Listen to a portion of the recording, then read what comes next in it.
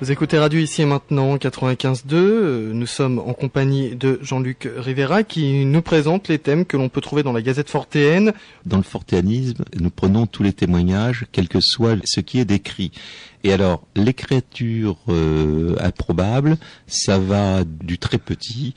Par exemple, au XIXe siècle, il y a eu des expériences qui ont été faites par un monsieur qui s'appelait Andrew Cross en Angleterre. Et Andrew Cross, on est en 1837, il fait des expériences sur l'électricité. Et à l'époque, c'est un phénomène encore tout à fait nouveau. Et lui se passionne pour une chose, c'est la recherche pour essayer de faire pousser des cristaux avec le courant électrique. Donc, il utilise des vaisseaux fermés complètement, qu'il stérilise, il met des pousses de cristaux dedans et ensuite il les fait parcourir par des courants électriques pendant un certain temps. Et au lieu d'avoir des cristaux qui poussent dedans, à sa grande surprise, il voit des insectes qui poussent à l'intérieur de ces vaisseaux fermés qu'il a. Et donc ces insectes ressemblent, alors on a des dessins qui ont été faits à l'époque, ce sont comme des sortes d'acariens, c'est-à-dire des tout petits insectes qui poussent donc à la surface de sa solution cristalline, qui sont couverts de sortes de poils, d'excroissance, ils ont des pattes un peu partout, et ils restent attachés, il y a un filament qui continue de les rattacher à la solution. Et naturellement, il est très étonné. Comme il a l'esprit critique, il pense que ça a été mal stérilisé, etc. Il reprocède à un certain nombre d'expériences, alors avec les techniques de l'époque, qui sont pas celles d'aujourd'hui. Mais ce qu'il y a d'intéressant, c'est que lui obtient les mêmes résultats, le même style d'animaux, et que les entomologistes auxquels il montre ses dessins, etc., sont incapables d'identifier ces insectes. Donc, il présente ses conclusions à l'Académie des sciences britanniques. Naturellement, il est ridiculisé, bien entendu, et personne d'autre n'a jamais réussi à refaire les mêmes expériences. Ce qui d'ailleurs est intéressant, parce que s'il s'était agi d'une mauvaise stérilisation, d'autres gens refaisant les mêmes expériences dans les mêmes conditions auraient dû obtenir les mêmes résultats. Andrew Cross est malheureusement le seul à avoir obtenu ces résultats. Alors ça, c'est vraiment le type même du phénomène fortéen qui nous passionne. L'expérience scientifique non reproductible avec des résultats extrêmement bizarres et qui semblent en même temps indiscutables puisque un certain nombre de savants de l'époque ont étudié les acariens d'Andrew Cross, y compris certains des plus grands savants de l'époque. Alors ça fait partie de ces êtres-là qui sont très improbables. C'est quand même aussi le chupacabras, on l'a un peu évoqué tout à l'heure. Le chupacabras, ça fait aussi partie de ces êtres très improbables dont on a beaucoup parlé. Parce que le chupacabras, maintenant, c'est un animal qui a commencé à être observé à Porto Rico dans les années 70 et qui a connu sa plus grande, heure de gloire à partir des années 90 où à nouveau à Porto Rico on a commencé à avoir un certain nombre d'observations et ensuite c'est devenu un véritable phénomène culturel parce que ça s'est transmis comme une traînée de poudre à travers tout le monde hispanique des Amériques. C'est-à-dire que de Porto Rico on passe l'Atlantique, on arrive donc sur la côte est des États-Unis et on observe des chupacabras en Floride, au Texas, et ensuite ça descend, ça passe donc Mexique, République d'Amérique centrale, donc avec beaucoup d'observations entre autres au Nicaragua et au Guatemala si je me souviens bien. Et ensuite, il y a une branche d'observation de chupacabras qui passe par le Venezuela et qui descend jusqu'en Argentine. Et pendant ce temps-là, il y a une autre branche qui passe par la Colombie, qui passe au Pérou et qui atteint le Chili. Et aujourd'hui, c'est principalement au Chili et en Argentine que l'on continue de voir des chupacabras. On en voit beaucoup moins à Porto Rico. Il y a eu quelques observations au Mexique. On en voit, à ma connaissance, plus du tout aux États-Unis, dans la partie américaine, alors qu'à une époque on en voyait beaucoup. Moi-même, je me suis trouvé en Floride, à Fort Lauderdale, juste au moment où il y avait des observations de chupacabras à Fort Lauderdale, et je suis allé voir une bonne dame dont le chat avait failli être dévoré par un chupacabras, et donc le chat s'était réfugié sous la voiture de cette bonne dame, et elle m'a montré les marques de griffes du chupacabras sur le capot et le pare-choc. Bon, c'était tout à fait curieux. Il y avait des empreintes de pattes autour, mais bon, je ne suis pas un zoologue spécialiste, donc j'ai regardé ça et je me suis contenté d'enregistrer le témoignage. Mais ce qu'il y a de très intéressant avec le chupacabras, c'est qu'à l'origine c'était décrit comme un animal tout à fait, je dirais presque standard, donc 4 pattes, etc. Et sa caractéristique principale, c'était de sucer le sang des animaux, en particulier des chèvres, d'où son nom, un chupacabras, suceur de chèvre en espagnol. Et puis ensuite, le chupacabras a quand même évolué dans les descriptions qui en ont été faites. À Porto Rico, par exemple, il y a eu des gens qui l'ont décrit comme une sorte de créature ailée, presque une sorte de ptérodactyle. Il y en a d'autres qui l'ont décrit, en particulier en Amérique centrale, comme une sorte de chien ou de monstre. Alors il y a eu aussi beaucoup de photos qui ont circulé sur Internet, soit de chupacabras morts, soit de squelettes de chupacabras. Il y en a eu encore là très très récemment qui auraient été prises au Texas. Alors ce sont en général soit des faux, soit des animaux malades. Les photos qui ont été prises là de soi-disant chupacabras morts au Texas et qui ont circulé, je crois que c'était pas plus tard que la semaine dernière, il semble qu'en fait ce soit les photos du cadavre d'un coyote qui est atteint d'une certaine forme de maladie, qui est connue et identifiée, qui donne donc une pelade à l'animal et qui lui cause une décoloration de la peau qui devient un peu bleuâtre à la place, etc. Et l'animal, en plus de ça, ne pouvant plus chasser et se nourrir, donc meurt à la fois de maladie et d'inanition, d'où l'aspect tout à fait squelettique que l'on voit sur les photos. Et donc ça, c'est l'un des aspects du chupacabras. L'autre qui est très intéressant, c'est qu'à partir des descriptions de base, et donc le chupacabras était à l'origine un animal tout à fait cryptozoologique, mais ne sortant pas plus quelque part de la normale, ou peut-être de l'anormal en un seul mot, un certain nombre d'autres éléments se sont agglutinés autour, et en particulier c'est très visible dans les récits que nous avons maintenant d'observation de chupacabras au Chili. Alors par exemple au Chili, on a dit que le chupacabras en fait c'était un animal modifié génétiquement par la NASA pour pouvoir résister aux conditions martiennes, et c'est pour ça qu'il y en avait plein au Chili, en particulier sur le plateau du désert de l'Atacama, parce que c'est ce qui se rapproche le plus sur Terre des conditions martiennes, donc au point de vue température, absence d'humidité, etc.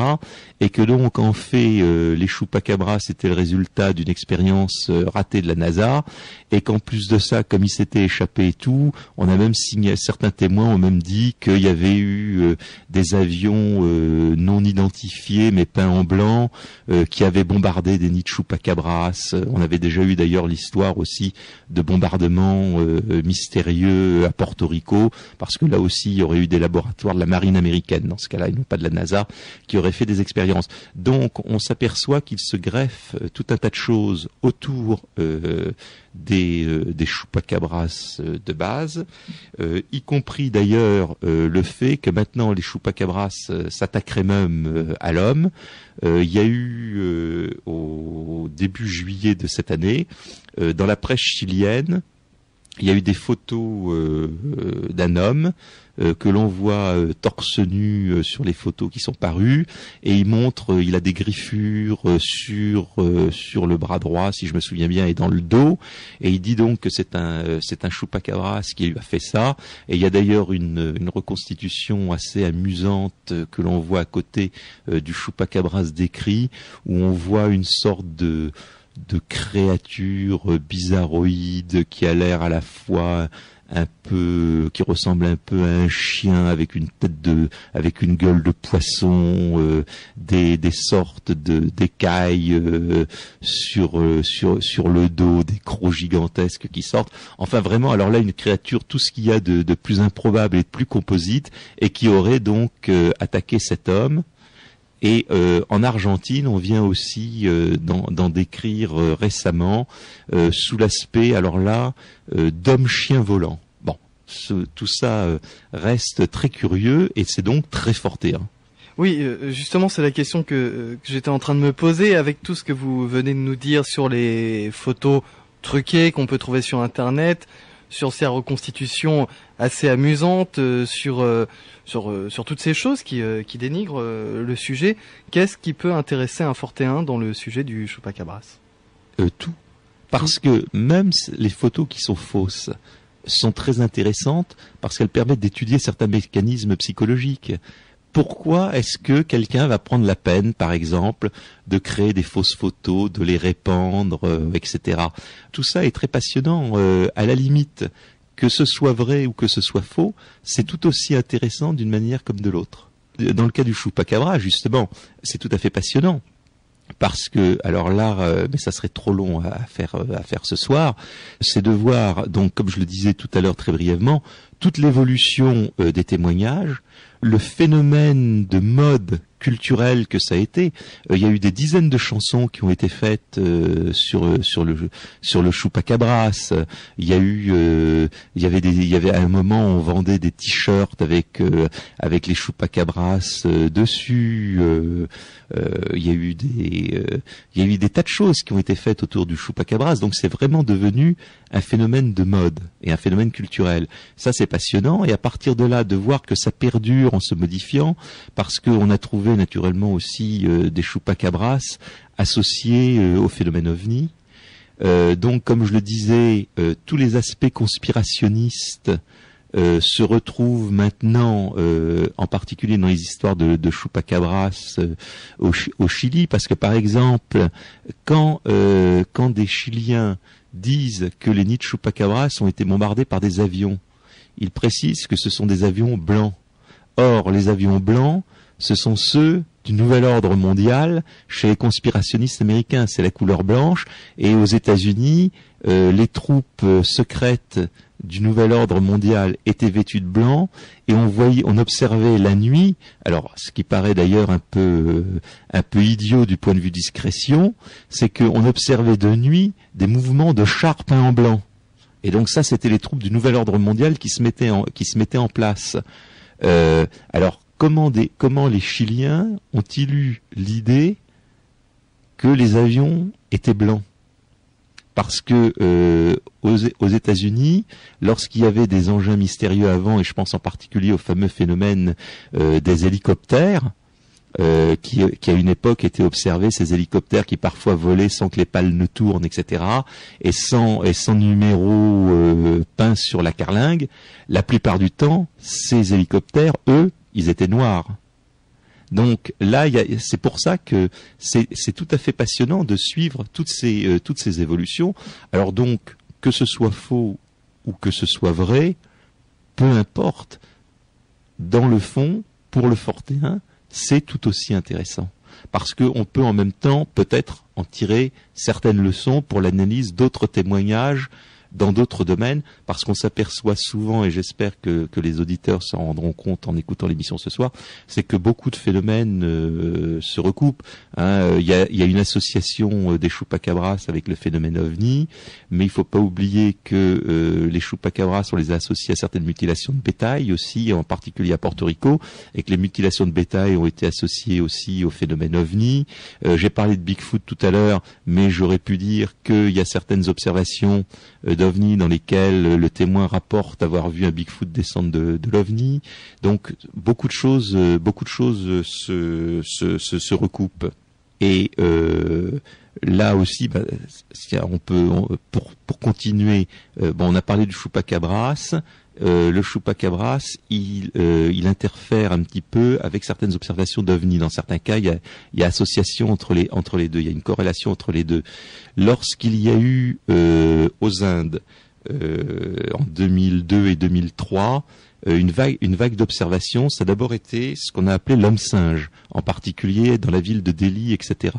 L'homme-singe, les premiers témoignages le décrivent de manière tout à fait traditionnelle.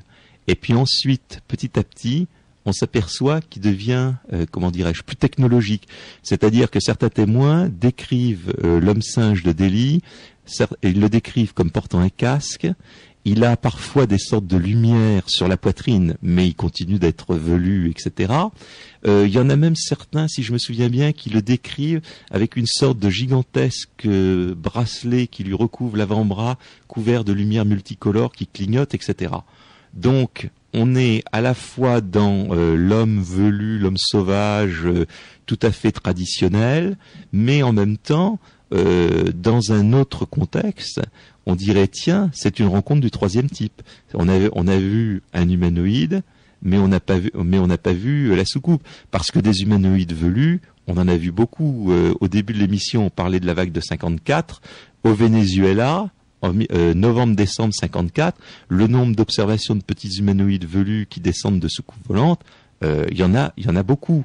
Donc, aux Indes, avec l'homme-singe de Delhi, on a l'humanoïde sans la soucoupe.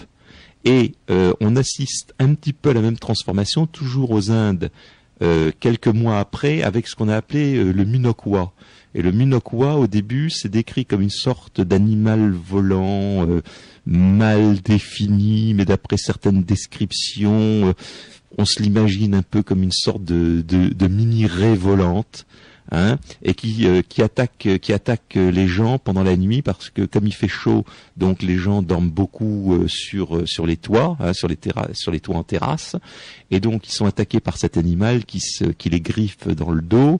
Et alors les témoins décrivent après ça l'animal, c'est pas très clair, mais il semble que dans certains cas il a une couleur où il émet une sorte de lumière qui est bleue ou rouge, et petit à petit il se transforme en une sorte de mini ovni quelque part, mais avec des conséquences assez graves, parce que dans le cas du Munokwa, les observations ont déclenché des paniques. Il y a eu d'ailleurs au moins une personne qui est morte, tellement épouvantée, elle a sauté du haut du toit pour échapper au Munokwa, et donc elle s'est écrasée dans la rue 1 ou 2 étages plus bas. Il y a eu plusieurs blessés.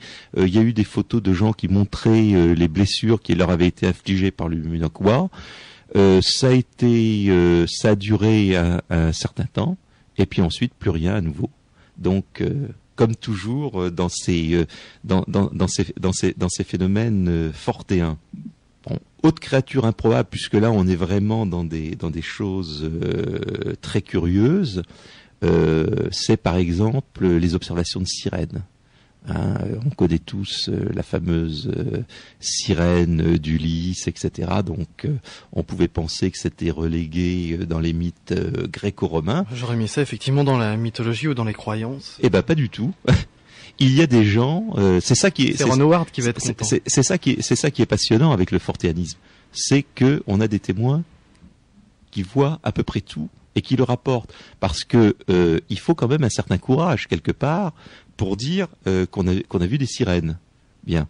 Et les sirènes, elles ont même été étudiées de manière scientifique. Il y a eu une commission scientifique danoise à la fin du XVIIIe siècle qui est parti étudier les sirènes. Et alors, ce qu'il y a de très drôle d'ailleurs, c'est qu'ils étaient partis pour donc ils ont pris un bateau, et ils sont allés voir les bons pêcheurs qui voyaient des sirènes dans le nord du côté des îles Féroé, etc. Et donc ils étaient partis pour conclure que toutes ces bonnes gens étaient complètement hallucinés, etc. Jusqu'au jour où certains des savants sur le bateau ont eux-mêmes vu une sirène dans l'eau. Et là, évidemment, ça leur a permis, ils ont été obligés de changer un peu leur conclusion. Et des sirènes, on continue d'en voir, hein, alors soit féminines, soit masculines. J'ai eu moi-même l'occasion de discuter avec un pêcheur péruvien qui habitait à Ancún, et donc ce brave homme m'a décrit comment une fois dans sa vie, donc c'était au début des années 60, il était dans sa barque avec son marin, donc ils étaient en train de relever leur filet, et à quelques mètres de la barque, donc en pleine mer, il a vu un homme poisson, donc qui avait une barbe, etc., un triton traditionnel, et c'était quelqu'un de pas très cultivé. Il avait sûrement pas lu les mythes gréco-romains, et il m'a dit, j'ai vu ça une fois, j'ai jamais revu, je sais pas ce que c'est, et pourtant j'ai pêché des tas de choses. Bon. Donc il continue d'y en avoir. Alors je vous l'accorde, il y en a de moins en moins, hein. Mais il continue d'y en avoir. Alors, je ne résiste pas au plaisir de parler d'observation de loup-garou. Enfin, ce qu'on qualifie de loup-garou. Alors là aussi, je suis désolé, mais le Wisconsin, c'est un État où on voit beaucoup de choses quand même. Et pourtant, je précise, hein, c'est un État laitier, pas un État qui produit de l'alcool. C'est un État où il y a beaucoup de vaches, donc ils boivent beaucoup de lait. Mais ça ne les a pas empêchés, et c'est tout à fait contemporain, puisque c'était au début des années 1990, dans un patelin qui s'appelle Elkhorn, donc fin fond du Wisconsin. Il y a un certain nombre de gens qui, sur une période de 2 ans, à peu près 2 ans et demi, ont vu ce qu'ils ont décrit comme étant un loup-garou, c'est-à-dire en fait un être de taille humaine, mais comme un loup marchant sur ses pattes arrière. Donc plusieurs témoins qui l'ont vu toujours le long d'un même morceau de route, hein, qui s'appelait Bray Road, et donc qui était un bout de route à la périphérie de Elkhorn. Donc il y a des champs, des bois et quelques maisons et des gens qui passaient en voiture. Donc plusieurs témoins l'ont décrit, et sans se connaître entre eux, ils l'ont vu dans le champ au bord de la route. Et alors l'un d'entre eux a dit, tenait une sorte de truc entre ses pattes avant. J'ai vraiment eu l'impression qu'il avait ramassé une bestiole écrasée par une voiture et qu'il allait manger ça. Et il y a aussi donc ça, il y a eu 2 témoins qui ont décrit ça sans se connaître l'un l'autre. Plusieurs personnes aussi ont été entre autres épouvantées parce qu'ils l'ont vu en train de regarder à la fenêtre de leur maison, des choses comme ça. Bon, et c'est vrai que de voir une sorte de loup marchant sur ses pattes arrière de taille humaine, la nuit toujours, ou à la tombée du jour, ça doit faire assez peur. Là aussi, donc, il y a eu un certain nombre de témoignages. Ça a duré donc une période d'environ 2 ans et demi, puis plus rien après, à nouveau. Donc, le mystère demeure. Avec des enquêtes de police à chaque fois, ou ce qui vous a fait connaître les sujets sont des enquêtes, non? Oui, alors dans le cas par exemple là, du loup-garou, oui, de Bray Road, il y a eu naturellement des enquêtes du shérif local qui n'ont rien donné parce qu'il n'a pu qu'enregistrer les témoignages. Mais enfin, comme aux États-Unis comme en France, si vous êtes soupçonné d'aller déranger la police pour rien, surtout quand c'est dans un petit pays comme ça, dans un village où tout le monde se connaît, vous êtes plutôt mal vu et vous évitez de le faire. Donc si vous y allez, c'est que vraiment vous avez eu la trouille de votre vie. Certains des autres témoignages que j'ai eu, que j'ai rapportés avant, alors là c'est parfois des gens qui en ont entendu parler, c'est du bouche à oreille. Par exemple, le cas du pêcheur péruvien que j'ai rencontré qui avait vu un triton, c'est parce que j'étais en voyage, et c'est des gens qui, apprenant que je m'intéressais à des trucs bizarres, m'ont dit on connaît quelqu'un qui a vu vraiment, alors là, un truc très très très bizarre. Est-ce que ça vous intéresse? Donc j'ai dit oui, bien sûr. Bien sûr. Voilà. Donc les sources sont variables. Oui, parce que en fait c'est en quelque sorte, si je peux me permettre, sans que ce soit péjoratif, c'est du rêve et de l'imagination qu'on peut trouver dans la Gazette Fortaine. C'est de tout. Oui, voilà. C'est de tout, et c'est un ça panel et c'est ça qui, je trouve, fait la beauté du fortéanisme. Effectivement, ça fait longtemps que j'avais pas entendu parler des sirènes depuis le collège quand Voilà. j'avais lu des textes. Effectivement, vous écoutez Radio Ici et Maintenant 95.2. Nous sommes en compagnie de Jean-Luc Rivera qui nous présente les thèmes que l'on peut trouver dans la Gazette fortéenne. Le volume 3 est sorti, volume 3 2004, donc avec tous ces sujets et bien d'autres. C'est quand même je vais pas dire pavé, hein. C'est un livre de 400 pages environ. C'est un pavé. C'est un pavé. C'est carrément passionnant. On va rappeler aux auditeurs comment se procurer la Gazette fortéenne. La Gazette fortéenne, on peut l'avoir en allant sur le site de l'Œil du Sphinx. C'est le www.oeildusphinx en un seul mot, www.oeildusphinx.com. Là, vous aurez toutes les informations possibles. Et sinon, pour ceux qui n'ont pas Internet, on fait quoi ? Dans certaines bonnes librairies, alors soit la Fnac. En particulier les Fnac parisiennes les ont en rayon, mais les autres Fnac peuvent les procurer. Soit en allant aussi chez Gibert, Gibert Jeune ou Joseph Gibert, et pour les Parisiens aussi à la librairie Le Regard Moderne, rue Gilles Lecœur. Et puis je sais même que pour les auditeurs de province, s'ils vont dans leur librairie, il existe un réseau de commandes par les libraires qui s'appelle Alizé, je crois, ou quelque chose comme ça. Oui, donc on peut se procurer la Gazette facilement. C'est à vous d'ouvrir ce nouveau chapitre, Jean-Luc Rivera. Bien, je me suis beaucoup étendu jusqu'à maintenant sur divers aspects de la cryptozoologie, qui est un des grands domaines du fortéanisme, et comme vous l'avez compris, qui me passionne énormément. Mais bon, je pense qu'on peut maintenant aborder certains autres domaines du fortéanisme. Alors, un autre domaine, c'est celui de tous les phénomènes bizarres qui se produisent avec, par exemple, des statues miraculeuses et tous les autres objets qui sont dotés de particularités étranges. Les statues miraculeuses, par exemple, ça existe, c'est rapporté depuis l'Antiquité. Déjà, certaines statues égyptiennes étaient réputées pousser des cris. Où elle bougeait. Les auteurs grecs nous l'ont rapporté, et certaines statues dans certains temples grecs aussi se déplaçaient. Alors, naturellement, déjà même à l'époque, certains auteurs antiques qui avaient mauvais esprit pensaient que c'était peut-être des mécanismes qui avaient été mis en place par les prêtres, parce qu'évidemment, une statue miraculeuse, ça permet d'avoir beaucoup plus de pèlerins, et donc les affaires marchent beaucoup mieux, si j'ose dire, et ça, rien n'a changé.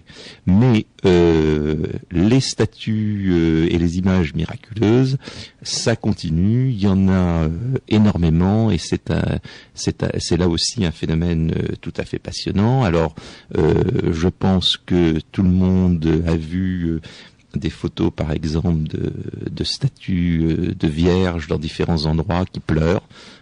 Ça arrive très souvent. Soit les statues pleurent, soit elles saignent. Il y a beaucoup de statues aussi de la Vierge qui pleurent, par exemple, des larmes de sang. Il y en a eu en Italie, il y en a eu en France, il y en a eu au Japon. C'est un phénomène qui est absolument mondial.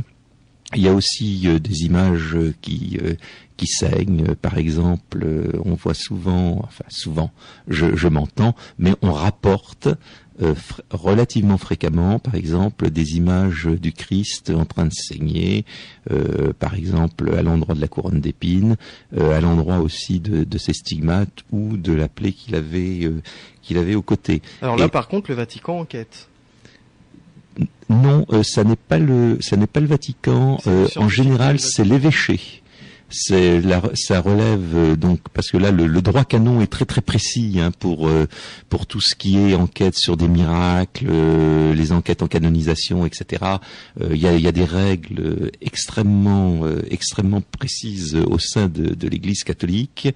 Et pour ce qui est des miracles comme d'ailleurs pour les apparitions de la Vierge, hein, qui sont aussi un autre phénomène qui est étudié par le fortéanisme.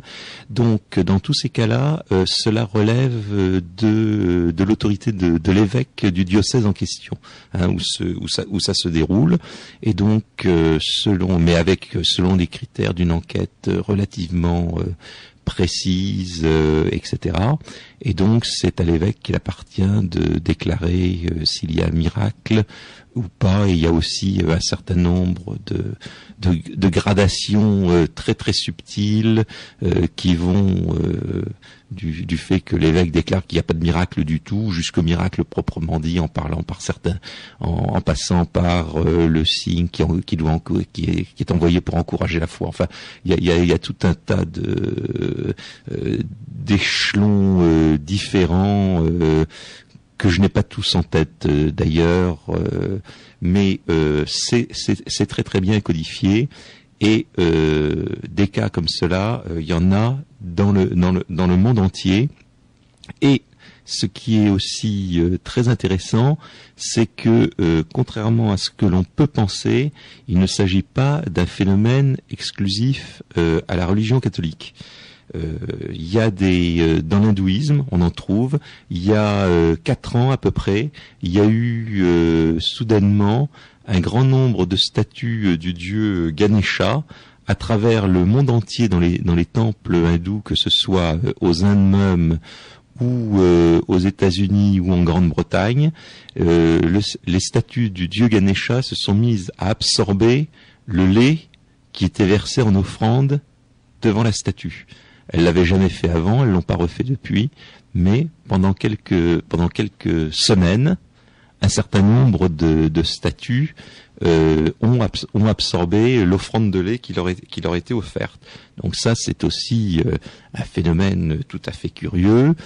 Chez les orthodoxes, dans l'Église orthodoxe, on trouve là aussi beaucoup de statues et d'icônes qui soit transpirent. Souvent chez les orthodoxes, elles exsudent une sorte d'huile d'olive parfumée, qui ressemble d'ailleurs un peu, on peut le souligner, à ce qui se passe avec le corps de certains saints, hein, qui exudent d'une huile là aussi parfumée, ou qui exudent une odeur, hein, c'est la fameuse odeur de sainteté, tout le monde connaît l'expression. Ça vient de là, c'est que dans certains cas, le corps des saints à leur mort émet une odeur souvent de violette ou de rose. Donc tous ces phénomènes qui sont souvent religieux, parce qu'on le trouve même dans certains cas dans la religion musulmane aussi, donc où il y a par exemple le nom d'Allah qui peut être découvert sur certains fruits, légumes. Récemment, en Palestine, il y a un agneau qui est né, sur sa fourrure, le dessin en noir et blanc représentait le nom d'Allah écrit sur le flanc de cet agneau.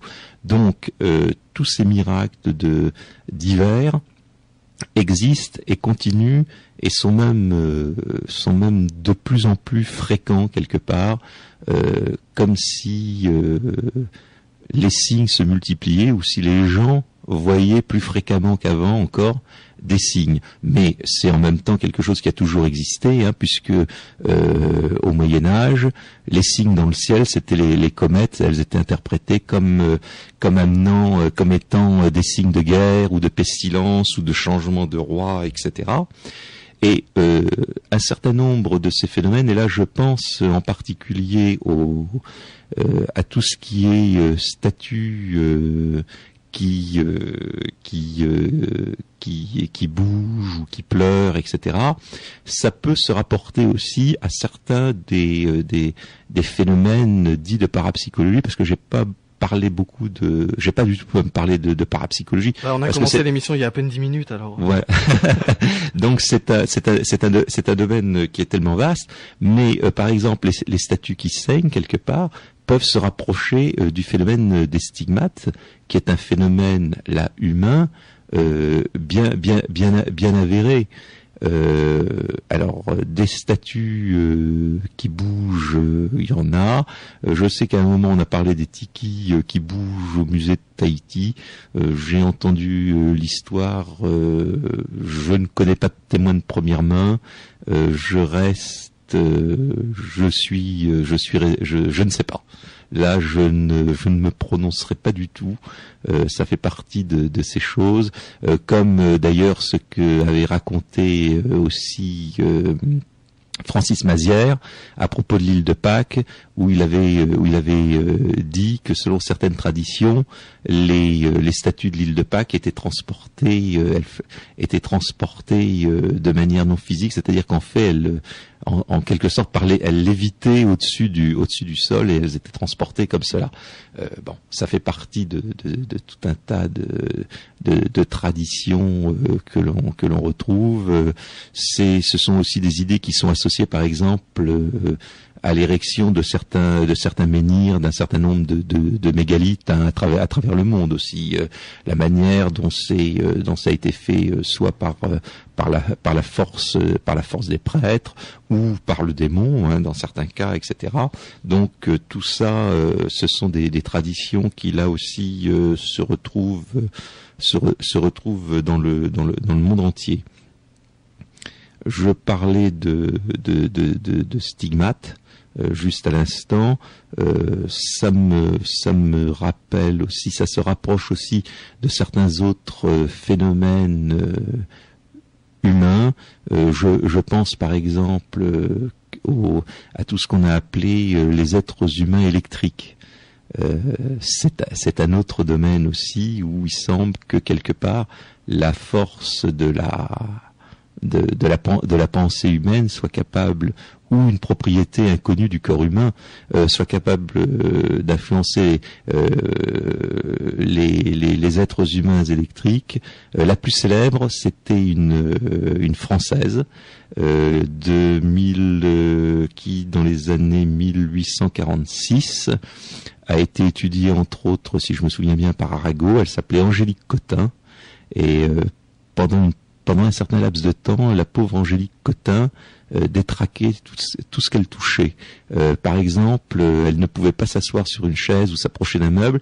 Immédiatement, le meuble, même très lourd, était repoussé par une sorte de force qu'à l'époque, les scientifiques, les savants l'ont étudié, parce que là, pour une fois, des savants se sont déplacés. Je vous dis, je crois qu'il y a Arago, entre autres, qui s'est déplacé. Ils n'ont pu que constater les faits, et donc ils ont attribué ça à une sorte de force magnétique, et des phénomènes d'interférence avec l'électricité comme ça, on en connaît alors encore aujourd'hui.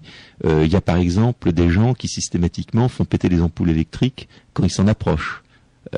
Ça je l'ai vu, j'ai vu à New Yorkais, il pouvait quand il roulait en voiture, il passait sur un pont, j'ai vu les lampadaires qui s'éteignaient au fur et à mesure. C'est assez impressionnant, et il y a un certain nombre de gens comme ça. Donc tous ces phénomènes qui se rapprochent de l'humain, qui sont insolites, sont tout à fait passionnants. Mais là on rentre un peu dans le domaine de la parapsychologie, qui est aussi un domaine tellement vaste qu'il mériterait une émission à lui tout seul. Et puis là il y a des gens très compétents qui font partie de l'Institut métapsychique international, etc., qui pourraient venir en parler beaucoup mieux que moi. On va peut-être passer alors quand même, parce que c'est vrai, les 10 minutes ont passé vite depuis le début de l'émission, donc il faut peut-être, avant de trop lasser les auditeurs, passer un petit peu à d'autres phénomènes. Et comme je le disais, dans le fortéanisme, on se passionne surtout, vous l'avez vu, pour tout ce qui est insolite. Alors, en vrac, un petit fourre-tout de phénomènes bizarres et intrigants. Alors, un phénomène très bizarre, très intrigant et aussi très ancien, c'est celui des lumières fantômes, ce qu'en anglais on appelle les spooklights, c'est-à-dire ces lumières étranges qui apparaissent, alors souvent de manière récurrente aux mêmes endroits. C'est parfois associé d'ailleurs à des phénomènes de hantise. Mais dans d'autres cas, c'est uniquement la lumière elle-même qui apparaît. Et il y a des coins pour ça. Par exemple, en Angleterre, dans certaines montagnes qui s'appellent les montagnes Pennines, si je me souviens bien. Aux États-Unis, il y a certains endroits, dans les Carolines, dans le Missouri, dans les Ozarks, etc., au Texas, où il y a ces lumières qui apparaissent. Alors, ce qui est très intéressant, c'est que, bien entendu, les sceptiques se sont penchés là-dessus. Ça pouvait pas leur échapper, c'était trop beau. Surtout que là, il y a beaucoup de témoins qui les voient. Et donc, les sceptiques ont expliqué que ces lumières qu'on voit, ce sont bien entendu des phares d'automobile. D'accord, mais alors, quelle forme ont ces lumières? Ce sont en général, il s'agit d'une sorte de boule lumineuse qui, effectivement, il faut bien le dire, hein, ressemble à un phare d'automobile. Sauf que, bien entendu, il y en a un seul, il n'y en a pas deux. Mais c'est vrai qu'il peut y avoir des automobiles qui roulent avec un seul phare, hein, ça arrive, on l'a tous vu. Mais là, elles ne se déplacent pas, ce sont donc des automobiles fixes. Et ce qu'il y a d'amusant, c'est qu'avant l'invention de l'automobile, on les voyait déjà, ces lumières fantômes. Mais comme il y avait déjà des rationalistes, donc avant l'invention de l'automobile, eux, ils avaient avancé une autre explication qui était tout aussi bonne, c'est qu'en fait, il s'agissait de lumière de locomotive. Alors là aussi, lumière de locomotive fixe, etc. Et ce qu'il y a d'amusant, c'est que ces lumières de locomotive, on les voyait aussi avant même l'invention du chemin de fer. Donc en fait, ces lumières restent inexplicables, et je précise aussi tout de suite que elles sont très différentes en apparence et en comportement de ce qu'on appelle la foudre en boule, qui dans certains cas a sans doute été prise d'ailleurs pour une lumière fantôme, mais la foudre en boule qui reste en elle-même d'ailleurs un phénomène très mystérieux. Hein, on nous explique, les scientifiques ont expliqué que ce sont des plasmas, etc. Mais ils sont quand même, la science actuelle reconnaît l'existence de la foudre en boule, et pas depuis très longtemps d'ailleurs, mais en même temps, elle est incapable d'expliquer comment la foudre en boule peut se former à l'heure actuelle.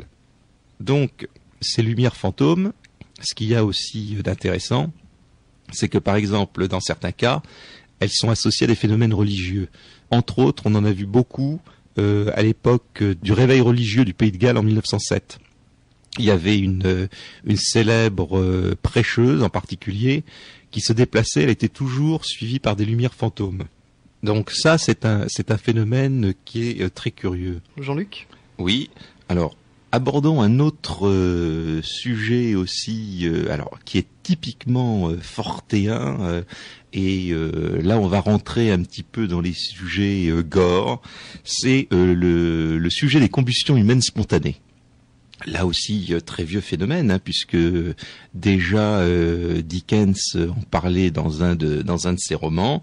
Donc, qu'est-ce que c'est que la combustion humaine spontanée? C'est lorsqu'on retrouve une personne qui était bien vivante, en général la veille au soir. Le lendemain matin, on ouvre la chambre et il n'y a plus de cadavre. Il a été entièrement carbonisé, à part le plus souvent un petit morceau.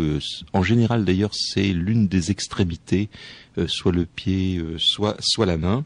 Et les vêtements sont encore en... Et alors il y a un certain nombre de variantes, mais le plus souvent le corps lui-même donc a été totalement réduit en cendres avec les vêtements qu'il portait. Mais la partie qui n'a pas brûlé, elle, est intacte, et ce qui est revêté, cette partie non brûlée, est aussi intacte, n'est même pas roussi. On a même eu un cas, par exemple, où la dame qui a été victime de la combustion spontanée portait des bas en nylon, et le bas en nylon n'avait même pas fondu sur le morceau de jambe qui restait intact. Et dans ces cas de combustion spontanée, donc tout ce qui est autour, immédiatement autour, n'est ni brûlé, ni même roussi. On a eu des cas où il y avait des feuilles de papier, des abat-jours, etc. Rien n'a bougé. Alors le plus souvent, les objets autour sont recouverts d'une sorte de cendre grasse. Mais tout ce qui est en plastique, en papier, donc même des choses extrêmement sensibles à la chaleur, ne bouge pas. C'est donc vraiment un phénomène extrêmement limité. et qui est d'autant plus extraordinaire que pour qu'un corps brûle, par exemple, dans un cas de crémation, ça dure quand même un certain nombre d'heures dans un four qui est à très haute température. Et ce qu'on sait moins, c'est que une partie des os, après une crémation, une partie des os résiste encore, et que avant, alors je suis désolé de rentrer dans les détails un petit peu macabres, mais c'est que tous les crématoriums sont équipés d'un endroit où on peut réduire les os en poudre, les broyer, pour pouvoir donner ensuite à la famille l'urne qui contient que des cendres. Donc c'est des cendres et les os réduits en poudre. Et bien là, dans le cas des combustions humaines spontanées, ça se fait tout seul, y compris les os, et dans un laps de temps relativement court, c'est-à-dire qu'en général, il s'est jamais passé plus de quelques heures pour que cela se réalise. Et l'une des explications qui a été avancée par les sceptiques, naturellement, c'est celle de ce qu'on appelle l'effet chandelle, c'est-à-dire que en fait, et ça c'est vrai, c'est que souvent les victimes de combustion spontanée sont des gens qui sont des fumeurs. Mais enfin, si tous les fumeurs étaient victimes de combustion spontanée, ça se saurait. Mais c'était souvent des fumeurs, et donc la théorie, c'est que comme ce sont souvent des personnes âgées et impotentes, donc ils s'endorment avec une cigarette allumée. La cigarette allumée tombe sur les vêtements commencent à prendre feu, et comme ce sont des gens qui sont âgés, impotents, donc qui ont une couche de graisse plus importante, il se produit ce qu'on appelle l'effet chandelle, c'est-à-dire qu'en fait la graisse fond et brûle et entretient donc exactement sur le principe d'une bougie. Et que c'est comme ça que le corps se carbonise complètement. On se réveille dans ces cas-là. Bon, en admettant que que par exemple la personne a été victime avant d'une crise cardiaque, ou que simplement elle est tellement vieille et impotente qu'elle ne peut absolument pas bouger, et qu'elle peut pas s'échapper, qu'elle peut rien faire. Ça peut arriver, hein. Il y a des cas comme ça. Bon, les gens sont incapables de bouger, et puis malheureusement ils meurent sur place. Ça, c'est des choses qui arrivent avec les personnes âgées de temps en temps. Bon, donc, mais même en supposant cela, il y a quand même des expériences qui ont été faites. Alors pas avec des cadavres humains, je le précise, mais avec des animaux, en particulier avec des porcs. C'est que d'abord, pour induire l'effet chandelle, on peut pas le faire avec un mégot. Il faut vraiment prendre un chalumeau, et qu'ensuite, pour que la même masse corporelle, disons 70 ou 80 kilos par exemple, 90 kilos, se consume, ça prend beaucoup plus de temps que les quelques heures qui se sont écoulées en général dans le cas des combustions spontanées humaines. Et que en plus, les os ne brûlent pas, hein. Le squelette reste là. Donc il y a quand même beaucoup de différences, et il s'agit là donc d'un phénomène fortéen, tout à fait inexpliqué, et qui est reconnu, hein, par les pompiers, par une partie de la médecine. Il y a même eu des thèses de médecine qui ont été faites sur certains aspects des combustions spontanées, mais naturellement on n'a pas l'explication du déclenchement du phénomène, sauf qu'il s'agit peut-être de quelque chose qu'il s'agit même certainement de quelque chose qui se passe à l'intérieur du corps humain, et qui est un phénomène non connu, puisqu'il y a eu au moins un ou deux cas dans lesquels des gens se sont enflammés spontanément alors qu'ils étaient en train de bouger, etc. Il y a eu entre autres le cas d'un professeur américain qui soudainement, il était en train de se promener sur le campus de son université, je crois. Soudainement, il a senti une douleur extrêmement violente à la jambe. Donc il a relevé le bas de son pantalon, et il a vu une toute petite flamme qui, si je me souviens bien, était bleutée, qui sortait de sa peau. Alors il a eu le très bon réflexe, c'est-à-dire que il a rabattu son pantalon et il a mis les mains par-dessus pour couper l'arrivée d'oxygène. Et la flamme s'est éteinte et il a conservé une brûlure. Donc voilà le genre de phénomène qui s'est passé. On a vu aussi une jeune quelque chose qui colle pas, excusez-moi, c'est juste par rapport aux flammes et à l'existence de flammes. On parlait tout à l'heure de vêtements qui n'étaient pas touchés. Donc je pensais tout simplement à effectivement une réaction chimique dans le corps qui faisait que le corps se calcinait, mais sans flamme. Et là, vous parlez d'une flamme. Mais dans le cas des corps qui sont retrouvés, les vêtements qui étaient sur le corps lui-même ont brûlé, disparaissent avec le reste, mais c'est uniquement sur la partie intacte du corps que la partie du vêtement à cet endroit-là est aussi intacte. Sur le reste du corps, alors j'ai peut-être pas été assez précis tout à l'heure. Par exemple, si la personne allait se coucher, je pense, par exemple, il y a eu un cas, c'était comment il s'appelait, le docteur John Irving. Donc c'était un très vieux monsieur, il avait 92 ans, il est mort. On l'a retrouvé le lendemain matin. Et donc là, on a une photo qui est très spectaculaire. Donc, on sait que le soir, il s'était couché, il s'était assis dans son fauteuil parce qu'il était impotent, il se déplaçait avec un déambulateur. Et donc, il était revêtu d'un pyjama, d'une robe de chambre. Et il avait des chaussons aux pieds. Et donc, sur la photo, on voit très bien, il y a une sorte de tas de cendres. Donc, ses vêtements, sa robe de chambre, etc., a entièrement flambé. C'est entièrement carbonisé avec le reste de son corps, mais il n'y a que le bas de sa jambe, donc à partir du haut du mollet, et un pied qui lui est intact, et on voit la peau de la jambe est blafarde. Il n'y a pas une trace de fumée ou de suie, et le chausson du pied qui apparemment doit être un chausson en cuir est totalement intact. Mais le reste de ses vêtements de nuit avait brûlé. Ça, Jean-Luc Riveras, ça fait partie des sujets qu'on peut trouver dans la Gazette fortéenne. Alors effectivement, les combustions spontanées, on en a tous entendu parler. Vous nous parlez de cas établis par les pompiers, par certains scientifiques, par des médecins même qui travaillent sur le sujet. Mais est-ce que c'est fréquent ou est-ce qu'on travaille sur des anciens cas Qu'en est-il ? Non, fort heureusement pour les gens, ça n'est pas très fréquent. Il y en a, je n'ai pas de statistiques en tête, je ne sais pas d'ailleurs si il y en a eu beaucoup de faites parce que l'une des meilleures études c'est celle de Larry Arnold, qui est un Américain. Il y a peu de combustion spontanée, mais ça continue de se produire. Hein. Je me souviens qu'il y en a eu une possible, mais malheureusement j'ai pas pu avoir de détails après sur le suivi. Mais il y en a eu une possible à Paris. C'était il y a peut-être 4 ans ou 5 ans.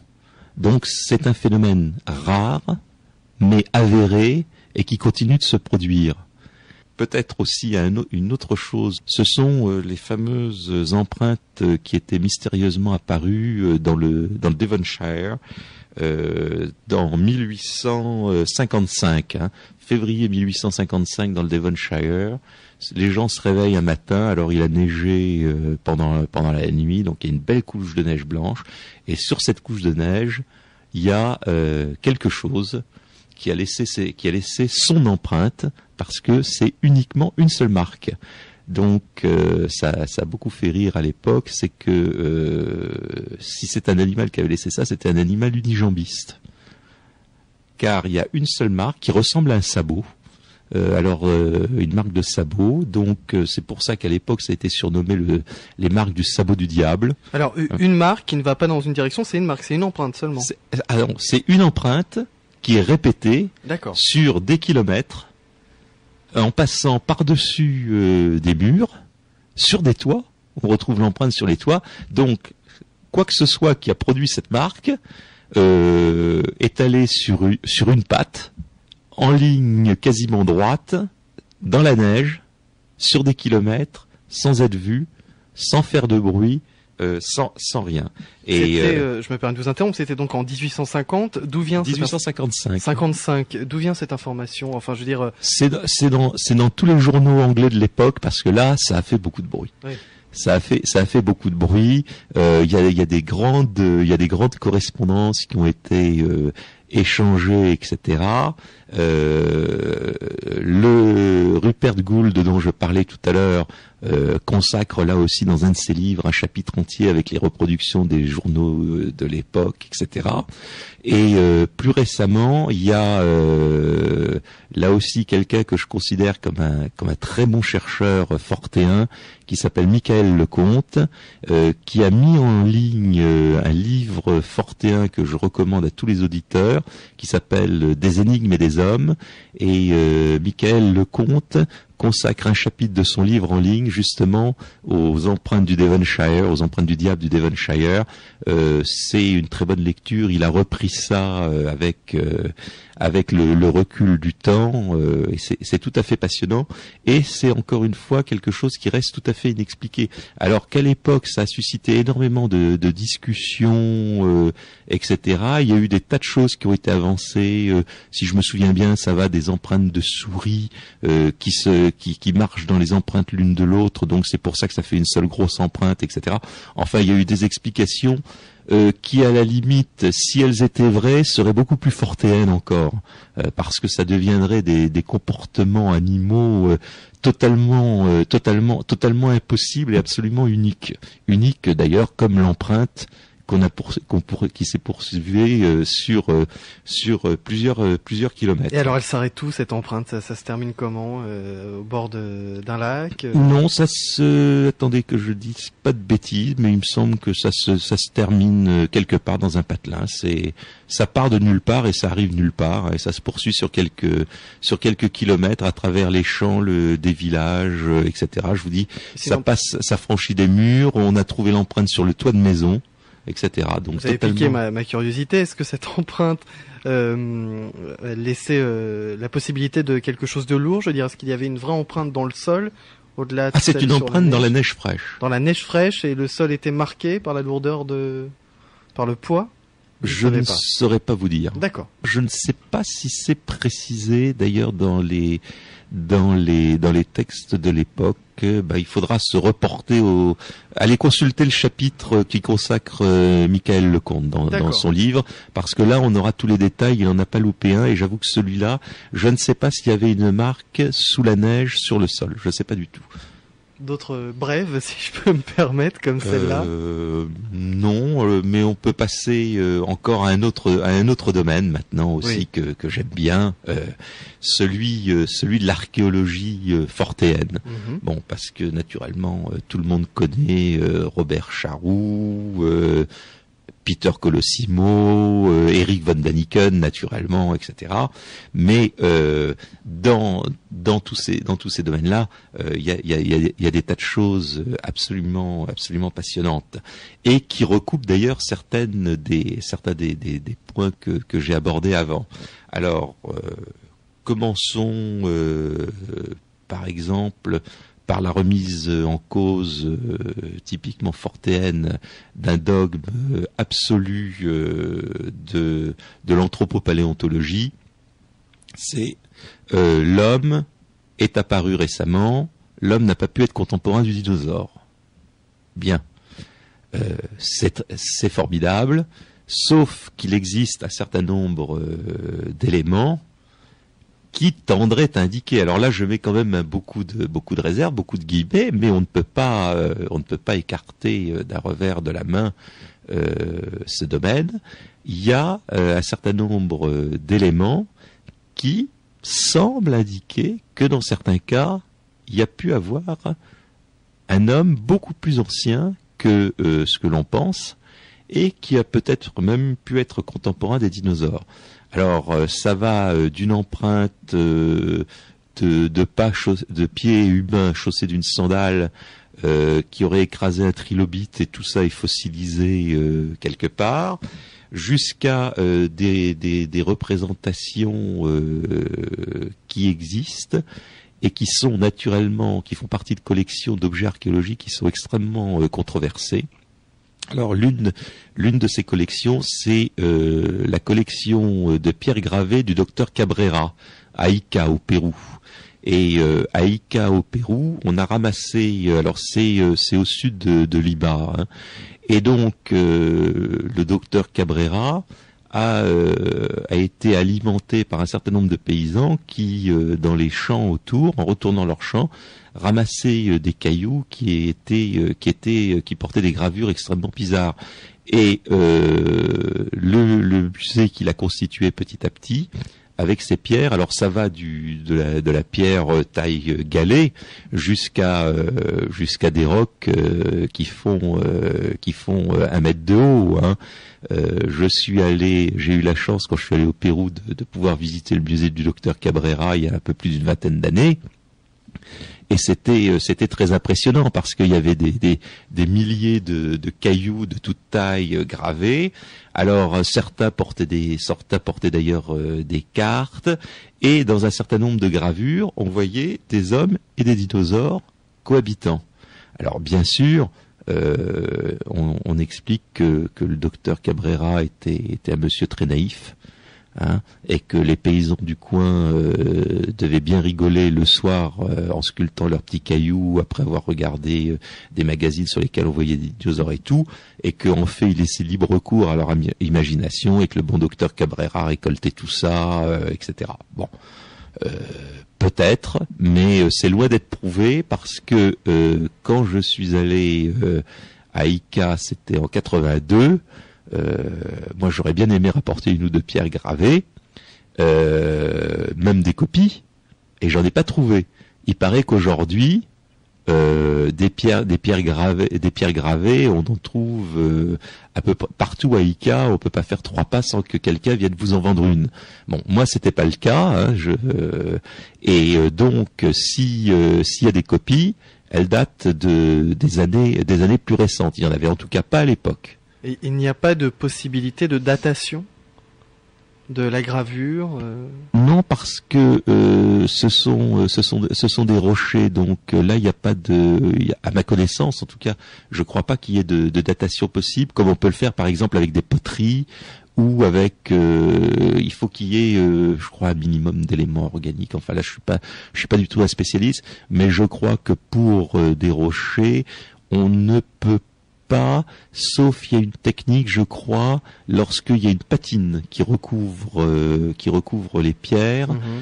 Si on connaît les conditions de formation, etc., je sais qu'on peut doser, on peut calculer l'âge possible de la pierre grâce à l'épaisseur de la patine, etc., etc. Mais ce ne sont que des gravures. Il y a des dessins aussi, enfin avec des couleurs, avec. Non, ce sont des gravures sur les rochers. D'accord. Et à côté de ça, il y a un certain nombre d'objets qui sont en bois fossilisé, mais qui, à ma connaissance, n'ont jamais été soumis à une analyse au carbone 14, etc.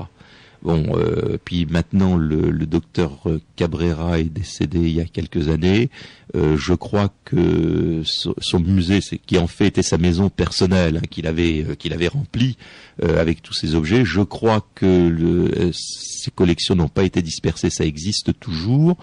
Mais je ne sais pas du tout à l'heure actuelle qui s'en occupe, à qui ça appartient. À l'époque, c'était un musée privé, hein, puisque c'était sa maison. Aujourd'hui, je ne sais pas du tout quel est le statut de sa collection. Et ce qu'il y a d'intéressant, c'est que donc, bien sûr, on a dit que Ica c'était des faux, mais ça c'est l'explication qui est toujours avancée, et qui est avancée aussi pour une autre collection qui est tout aussi fabuleuse que celle d'Ica, c'est celle d'Acambaro au Mexique. Ou alors là, ce sont des statues en terre cuite. Et il y a là aussi, c'était un Allemand qui vivait au Mexique à l'époque de la Deuxième Guerre mondiale, qui s'appelait Jules Rude. J'ai oublié son prénom. C'est Monsieur Jules Rude. Et Monsieur Jules Rude, ça devait être aussi un grand naïf comme le docteur Cabrera. Et donc tous les paysans du coin, comme ils n'avaient pas de cailloux, ils devaient passer leur nuit à faire de la poterie. Et donc eux aussi, ils avaient sûrement accès à des manuels représentant des dinosaures, etc. Et donc il y a des milliers de statues. Assez naïve, hein, il faut reconnaître du point de vue style, alors qui représente des êtres humains et des dinosaures en train de faire des tas de choses. Il y a des gens qui sont à cheval sur des dinosaures, il y a même des dames qui copulent avec des dinosaures. Enfin, c'est vraiment très très étonnant. Et là aussi, bien sûr, la seule explication, c'est que ce sont des faux.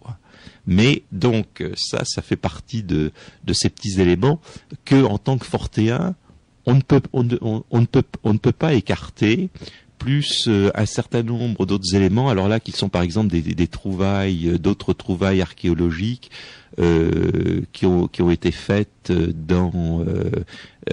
et rapportées dans des journaux scientifiques.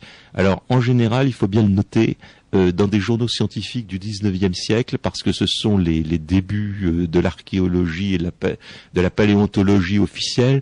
Donc au début c'est plus ouvert parce que tout est encore possible. Toutes les dogmes qui ensuite ont été posés en paléontologie, à l'époque ils sont en voie de formation. Donc il y a beaucoup de choses qui sont possibles. Et donc ça reste très intéressant. Mais dans le cadre des trouvailles archéologiques comme ça, il n'y a pas besoin d'aller à l'autre bout du monde. Hein. Il y a aussi des trouvailles archéologiques absolument sensationnelles qui sont celles de Glozell dans l'Allier. Donc ça c'est pas loin. Et qui sont tout à fait curieuses, qui ont suscité depuis leur découverte après la Première Guerre mondiale une controverse sans fin. Mais alors là, je crois savoir qu'il y a des nouveaux éléments qui viennent de faire avancer la question, et que ici et maintenant on va consacrer une émission spéciale là-dessus. Alors là, je ne m'avancerai pas plus pour l'instant. Bon. Mais donc de toute façon, ça n'empêche pas d'aller à Glozell, quel que soit ce que nous allons apprendre. Et j'avoue que moi-même, je suis très impatient d'écouter la prochaine émission pour savoir ce qui a été découvert sur Glozell.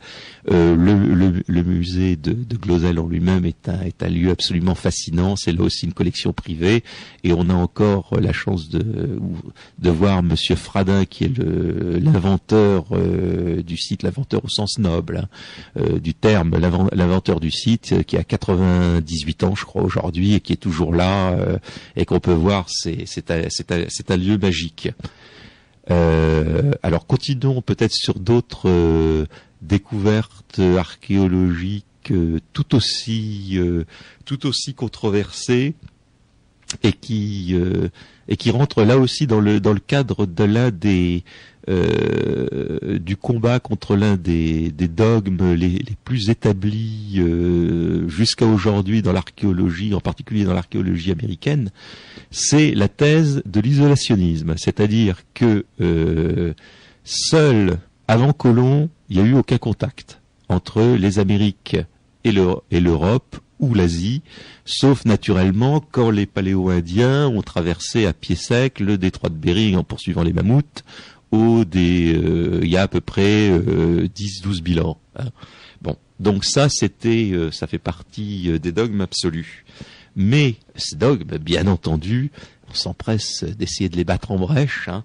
On ne peut pas résister parce qu'il y a naturellement un certain nombre de découvertes extrêmement intrigantes. Jean-Luc Rivera, juste avant cette respiration musicale, nous étions arrêtés, vous étiez arrêté sur l'archéologie. Oui, et j'allais commencer à parler des Vikings et du diffusionnisme, parce que donc, comme je le disais, deux thèses s'opposent. C'est celle qui est souvent défendue par les fortéens, c'est ce qu'on appelle le diffusionnisme, c'est-à-dire que il n'y a pas de raison de penser que les Amériques du Nord et du Sud sont restées totalement isolées pendant 10 000 ans, à part les Paléo-Indiens qui avaient traversé le détroit de Bering. Et donc les fortéens défendent, eux, la thèse du diffusionnisme qui allait à l'encontre de tout. Et ce sont entre autres les fortéens qui ont soutenu les premiers que les Vikings avaient atteint l'Amérique du Nord.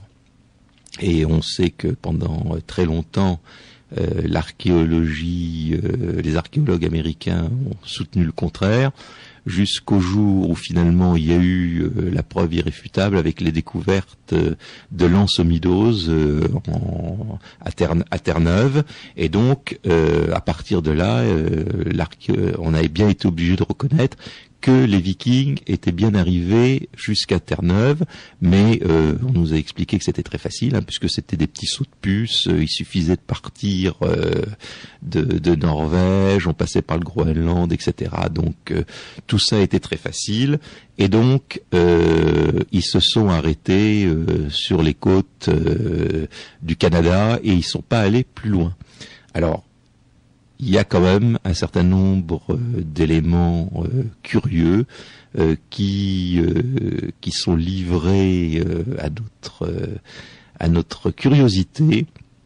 Et par exemple, pour les Vikings, on a trouvé à Kensington, dans le Minnesota, donc près des Grands Lacs, et c'est vraiment le cœur des États-Unis, une pierre gravée de runes.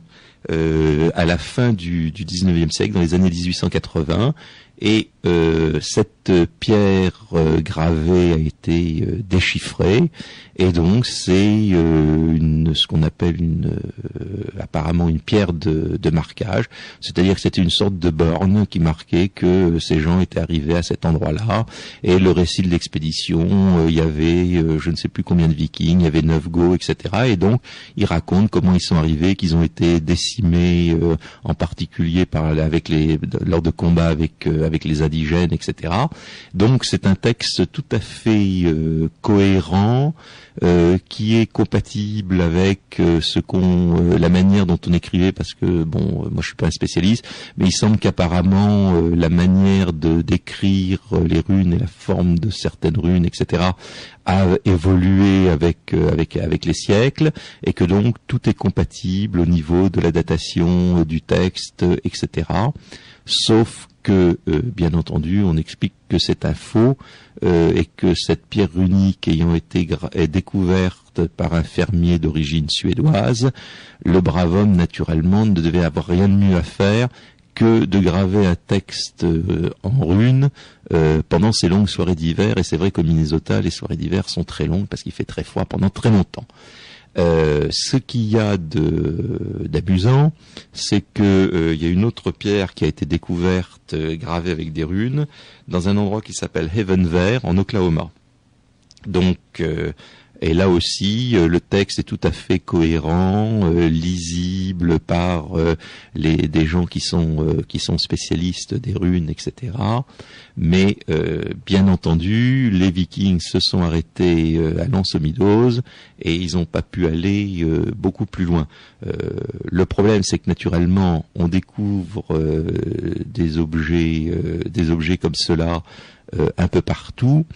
Et ce qu'il y a de très amusant, mais là je le livre comme ça, et comme toujours en bon fortéen, on se contente de regarder ce qui nous est présenté, et puis c'est à chacun en fonction ensuite de ses convictions, etc., de faire le tri. Alors je vous livre en vrac parmi tout ce qui a été découvert en Amérique du Nord et en Amérique du Sud, parce qu'il y a eu aussi, entre autres, c'était les recherches d'un professeur français qui s'appelait Jacques Demayeux, qui a écrit un certain nombre de livres, qui lui a fait des recherches et il a trouvé que les Vikings étaient allés absolument partout en Amérique du Nord et en Amérique du Sud.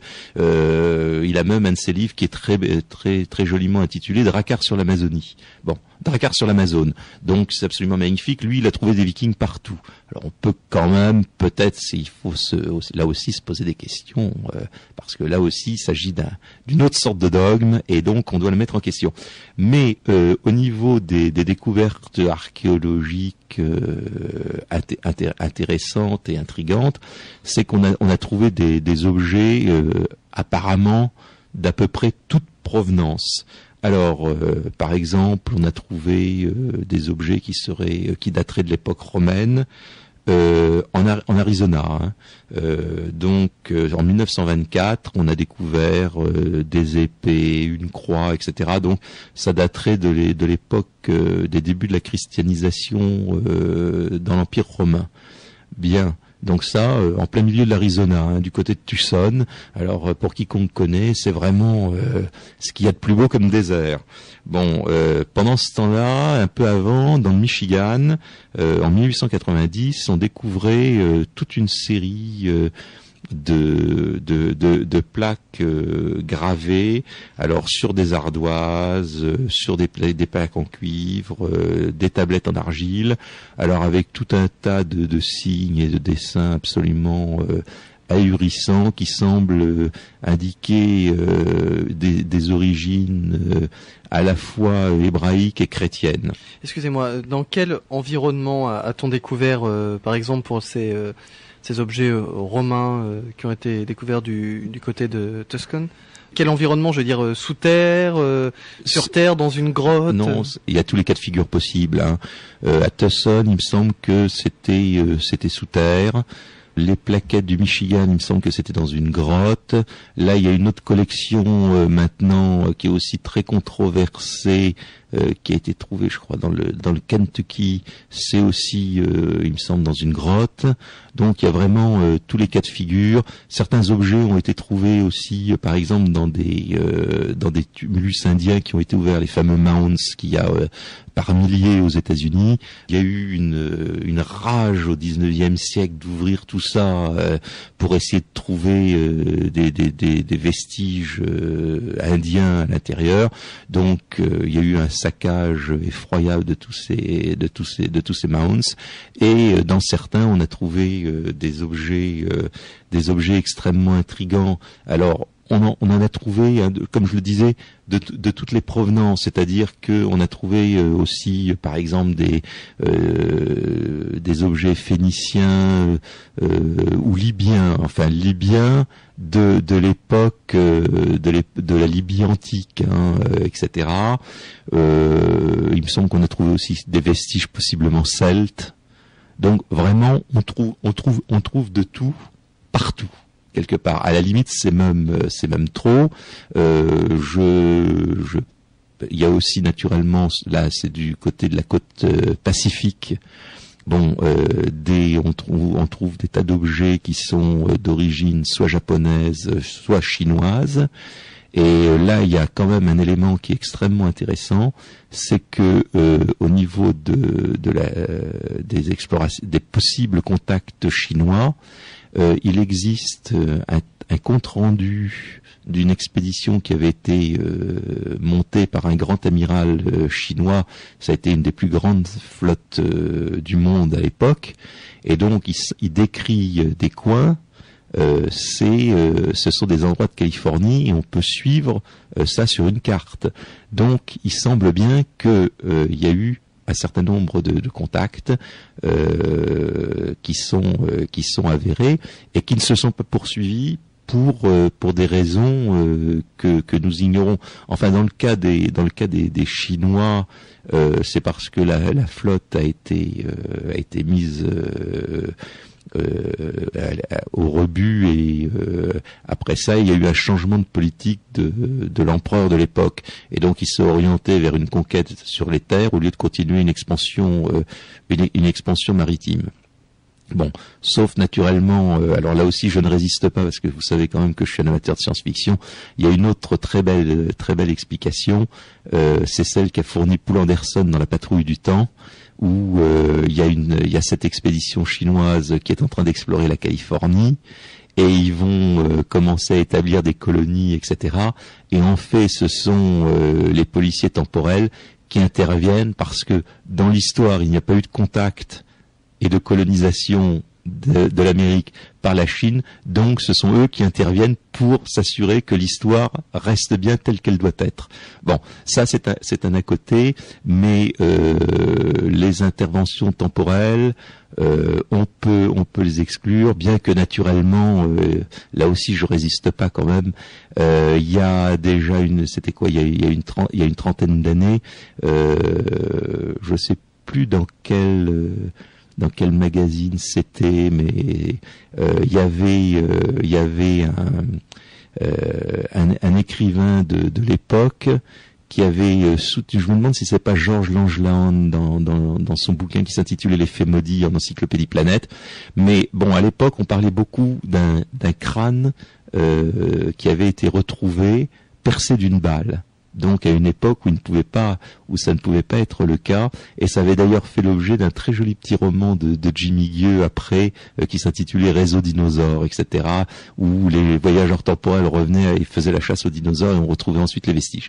Bon, mais là on quitte un peu on quitte le fortéanisme pur et dur pour de la jolie science-fiction.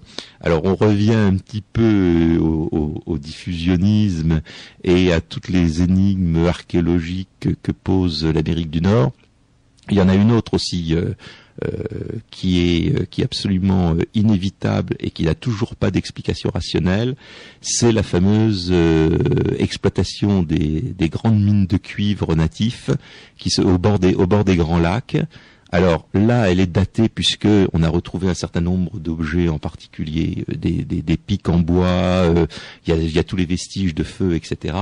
Et donc, il faut savoir que au bord des grands lacs américains, on trouvait du cuivre à l'état natif, des pépites gigantesques. D'ailleurs, la plus grosse pépite de cuivre du monde qui est exposée au Smithsonian pèse 1,5 tonne ou 2 tonnes, je ne sais pas trop quoi. Et c'était du cuivre pur à 98%. Et donc l'environnement autour des grands lacs est percé de milliers de galeries de mines qui exploitaient donc toutes ces pépites de cuivre à l'état natif. Et donc on pense que que l'exploitation s'est poursuivie sur plusieurs centaines d'années. Et alors l'extraction varie du point de vue estimation, mais même si on prend les chiffres les plus bas, on parle de plusieurs milliers de tonnes sur quelques centaines d'années ou peut-être une période de 1000 ans. Et les archéologues américains sont incapables de fournir la réponse à qu'est-ce qui a bien pu devenir tout ce cuivre qui a été miné, alors qui a été exploité à l'époque, extrait à l'époque.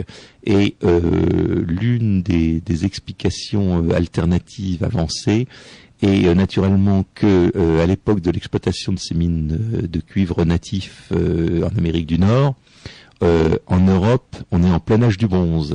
Or, qu'est-ce qu'il faut pour faire du bronze? Il faut du cuivre.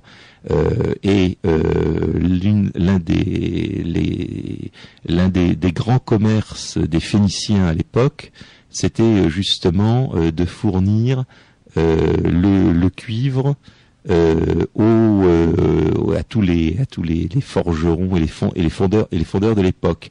Et comme on a retrouvé un certain nombre d'objets phéniciens éparpillés à travers l'Amérique du Nord, naturellement, il y a certains auteurs n'ont fait qu'un pas pour expliquer qu'en fait, avec les vaisseaux phéniciens de l'époque, on pouvait faire en 3 ans l'aller-retour, une année pour se rendre en Amérique du Nord, une année sur place parce que les gens à l'époque hivernaient, etc.